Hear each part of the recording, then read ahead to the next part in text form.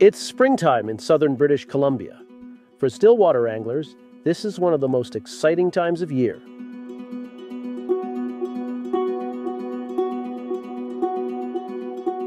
The lakes are alive. Temperatures are warming rapidly, bug life is hatching in the water, and the fishing is spectacular. Oh, there he is.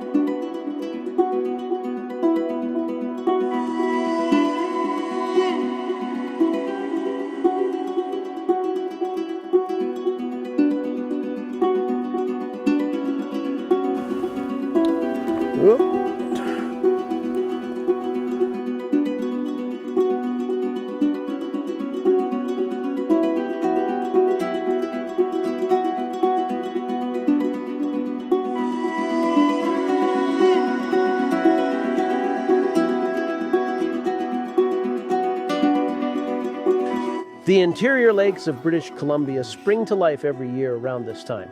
Rainbow trout feed ferociously on the aquatic bug life they've been deprived of all winter. Now is the time to fatten up, and it's one of the most productive times of year to be fishing here. Today I'll be demonstrating how to fish a blob under an indicator as a way to entice fish early in the day. Then, as the day warms and bug hatches begin, I'll switch to a chironomid and see if I can get the right color and size to entice one of these howdy trout.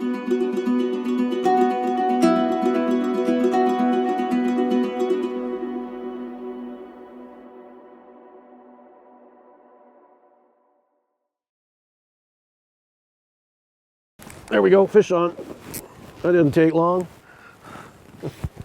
These blobs is originally, it's an English fly, and the blob originally had no bead. It's used in a multi-fly system. We're in British Columbia here, so we can't use multiple flies. And my indicator popped as it should. So we'll bring this fish in. There's that blob right in the tip of the snout. Into the Moby. That fish is lying in the water, it's resting, it's recovering. We get the fly out of there so we don't accidentally re-hook the fish. Wet our hands. Roll them over, temporarily disorientates them. Take the pump, fill it full of water, it's lubricated inside and out. I squeeze it about half down, insert it down the fish's throat until I feel resistance, vacuum forms. Withdraw, process is done. Set that aside.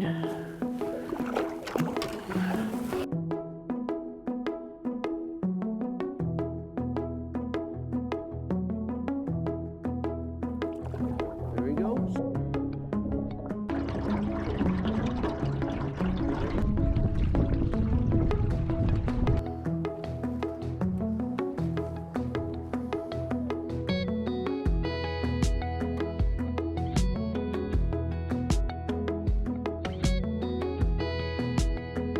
Well, we're sitting on Corbett Lake here today.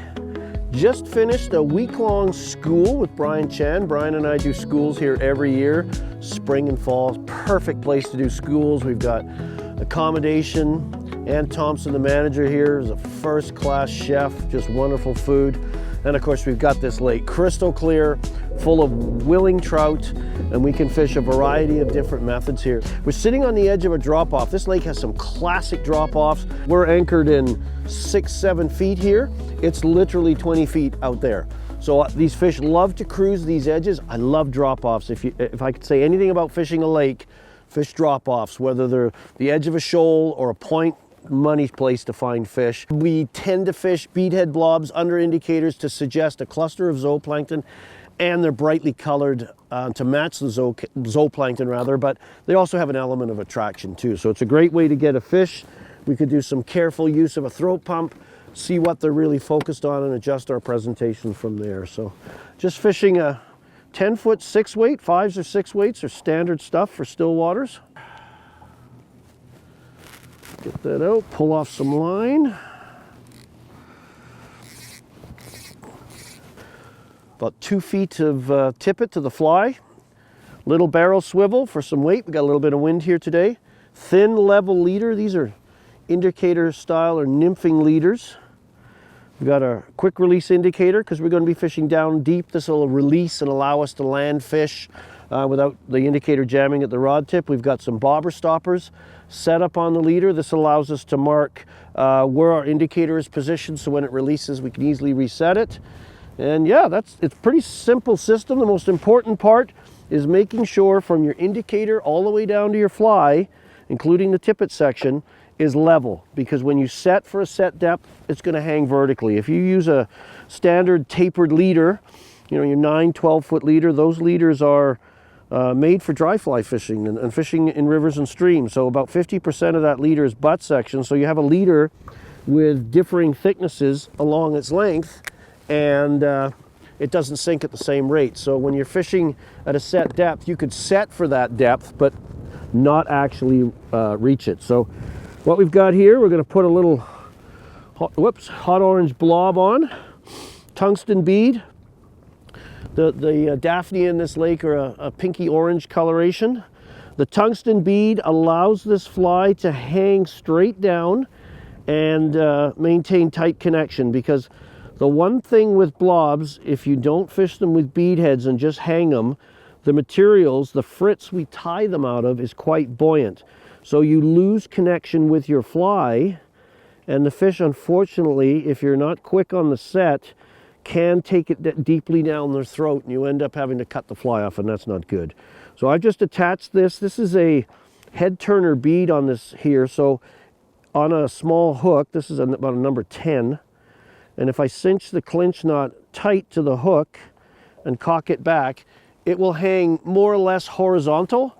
And the reason we want that is when the fish comes in and grabs this, it's going to tend to hook in the upper part of its mouth, and that's good. That another trick to help you stop if you got fish eating your blobs and taking them deep.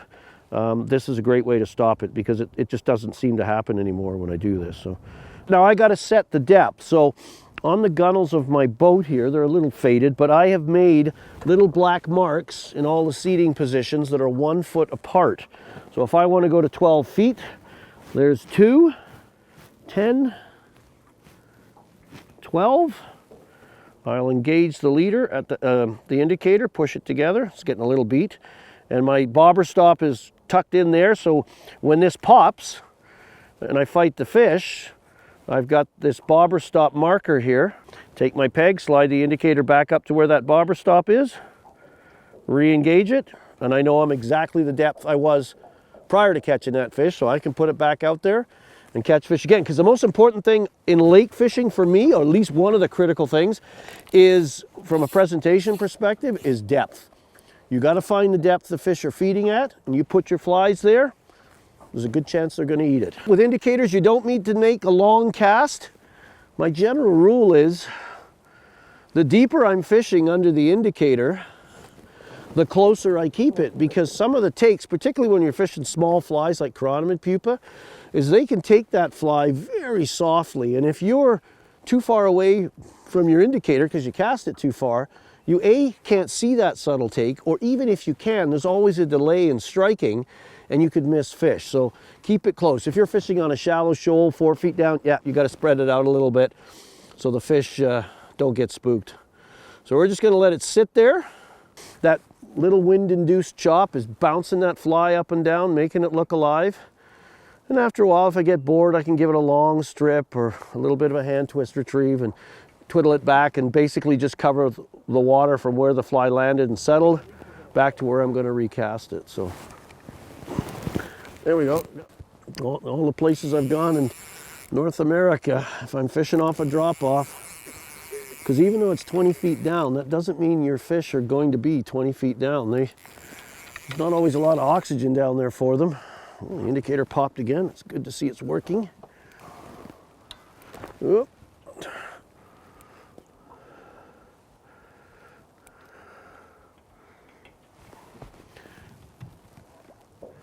He's going, oh, he's probably thinking, oh God, I've eaten another blob. I can't believe I was this stupid. A little more color on this one. It is early spring, so some of these fish will get in their spawning clothing, spawning colors, but unfortunately, Stillwater fish need rivers and streams, flowing water to spawn, so it's kind of a stressful time for them as they get all dressed up to reproduce, and For the most part, they can't do it. Into the net. So these are a hatchery strain rainbow that Ann gets in here, very healthy, beautiful spotted, like freckles, like me as a redhead. There she goes. All right, let's reset, and as I often say, it's like shampoo now, rinse and repeat. The lines we use for indicator fishing are specifically suited for fishing indicators, long leaders. This is a line I helped design with Real Fly Lines. It's a Stillwater floater. The mass of the line is concentrated near the tip. So it's got a short front taper, maybe about 3 feet, a dry fly line for where they move the mass back so it lands delicately is about 10 feet back. Having the mass forward allows you to turn over that skinny leader, the indicator, the little swivel, the weighted fly. But that's important. If you try using a regular dry line or floating line that's used for dry fly fishing, it's going to struggle casting indicators. You're going to have to put more power behind it, and you apply power incorrectly, all kinds of bad casting things happen. Wind knots, tangled leaders, frustration, increased leader and tippet sails. Oh, there he is. He came back for it.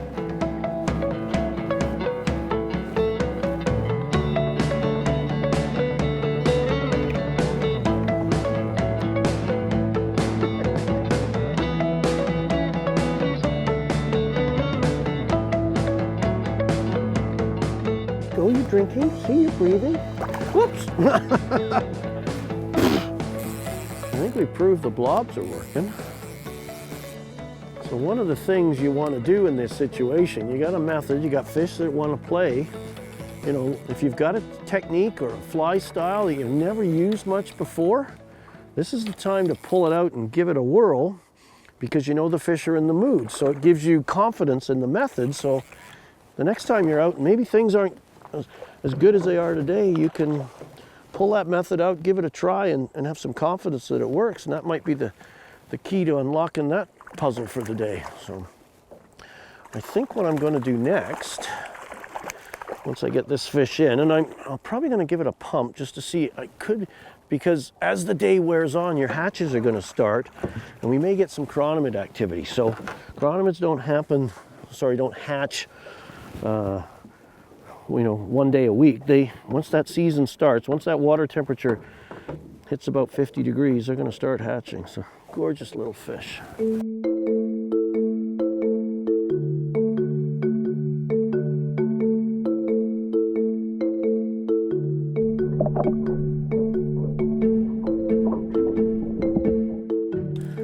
We've definitely proved blobs are working. So I'm going to change up and put a small chironomid pupa on, 14, 16, something like that. See if we can catch fish on that, because if we can't, we know the blob's working, so we'll come back to that. So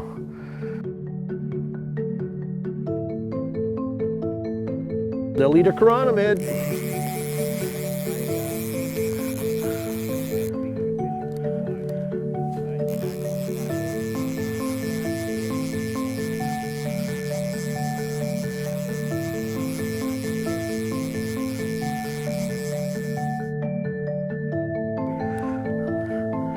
So we changed up from the blob to the chironomid, and within a few seconds of that fly landing, we've got a takedown. Same depth, 12 feet, just off the edge, and ate that little chironomid. This is a clear lake. I find the clear lakes tend to have smaller species of chironomids. That doesn't mean they won't. But because we switched flies, and we haven't throat pumped a fish in a while, I'm going to do another sample just to see if the chironomids are starting to move. You know, I don't throat pump every fish, but we do tend to do it more when chironomids are on there, because there's like 3,500 species in Western North America alone. So that's a lot of chironomids. And they could be eaten size 12 black, an hour and a half later, size 14 olive, hour and a half later, size 16 burgundy, and they're all gassed up and shiny, and so lots of things to keep you on your toes, and the throat pump allows you to stay in contact with the feeding habits of the fish on any given day. So let's get this out of the way. The fly is out. The fish is definitely full of energy. My hands are wet. I'm keeping the fish in the water. Try and show you what it looks like. It's like he doesn't want me to touch him. He's probably said, "You've touched me enough with that fly." Okay, rest, rest. Oh, he's off and gone. Corbett Lake has been good to us today. We started fishing a blob pattern early in the day and had great success. And in the afternoon, when the hatch began, we used what we'd learned from a throat sample to match the color and size of our fly.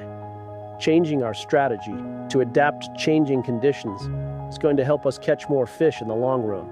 So pay attention out there and never stop learning.